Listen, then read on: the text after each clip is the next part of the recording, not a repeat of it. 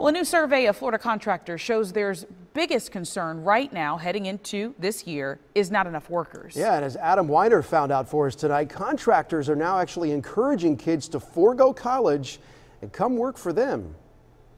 Is that they're still telling you that the only way to be successful is with a college education. Not long ago, this kind of talk at a school would be blasphemy. And I'm here to tell you that that is not true. Former DIY Network host Kayleen McCabe is taking this unconventional message to kids across the country, including here at Osceola Middle in Pinellas. I'm an artist.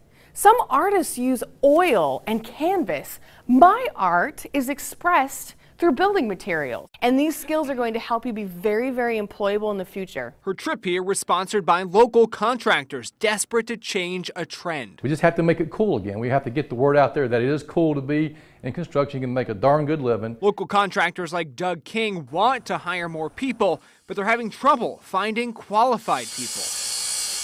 In a new industry survey, finding good people to do the job was by far the biggest challenge that local contractors said they have in hiring. We are at a severe shortage of labor.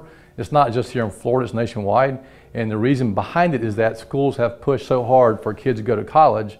Now we have kids graduating from college with huge debt and no job. And many don't even consider skilled labor jobs. The wood technology teacher here tells me he too wants to change that. I felt it was very important that the kids have the opportunity to learn that there's other things if they're interested in getting out, working with their hands. Right now, there's an estimated 3 million skilled labor job openings in the U.S., and that number expected to be as high as 10 million by 2020.